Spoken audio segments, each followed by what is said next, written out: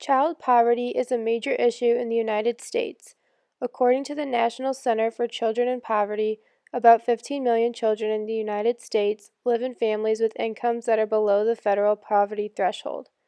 Research shows that, on average, families need an income of about twice that level to cover basic expenses. The U.S. Census Bureau states that 1 out of 5 children live in poverty compared to 1 in 8 adults. That is about 15 million impoverished kids in the U.S.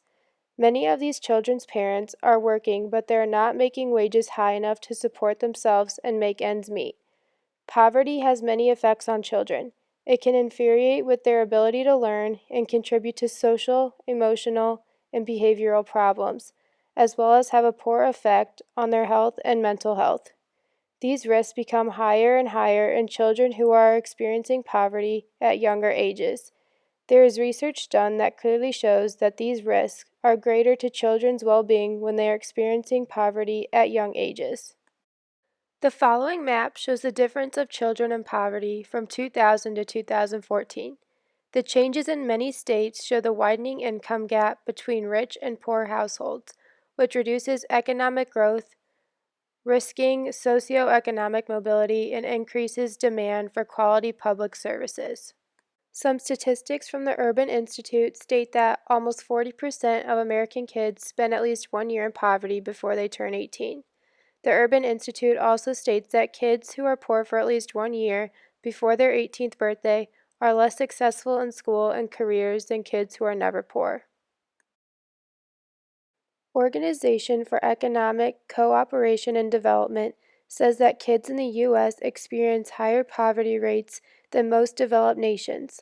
Only Mexico, Israel, Spain, and Turkey have higher child poverty rates than the U.S. Child poverty has an effect on our economy in many ways.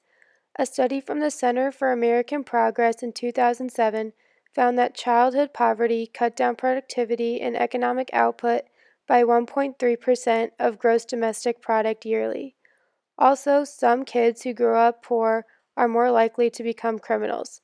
This links poverty to higher costs of incarceration. So what are the costs enforced on the United States by the additional crime that is linked with poverty? The Bureau of Justice Statistics states that the total cost of crime in the United States may be as large as $2 trillion per year, and about $1.3 trillion comes from street crimes, and the remainder comes from the economic crimes like fraud and white-collar offenses. Another issue with children living in poverty is that they do not have access to a good education. It is harder for uneducated people to have secure employment and contribute to economic growth by aiding production.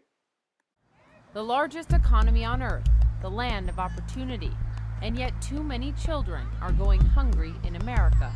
It's a big problem in this country. I'm telling you, a lot of kids come to school hungry, and it affects everything.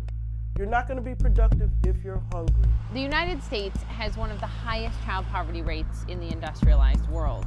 1 in 5 children here now rely on food stamps. And right here in Bridgeport, Connecticut, it is double that, 40%.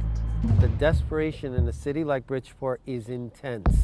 Children get up in the morning, many of them don't have food. Their grades and their ability to focus plummet when they're not having adequate nutrition. We want to live in a society where we take care of our children. I think most Americans would agree with that. I like my neighborhood. There's always going to be need in a low-income neighborhood. It has to stop somewhere. I don't want them to struggle.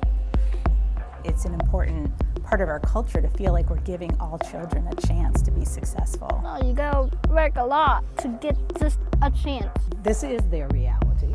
We should step into their shoes so that we can understand them. That's why we need to go there and see what's going on. So we did. We followed a family as their children ate breakfast and lunch in school for free, as 19 million other children do nationwide. We saw how these lunches are made with limited resources and strict guidelines. We went shopping with their single mom on a food stamp budget where healthy food is hard to come by or afford. We had dinner with them at home. It's all happening in one of the wealthiest counties in the country, in one of the wealthiest states, Connecticut. This is the story of how we feed our most vulnerable children, for only a few dollars a day. What kind of society is this? Is this America?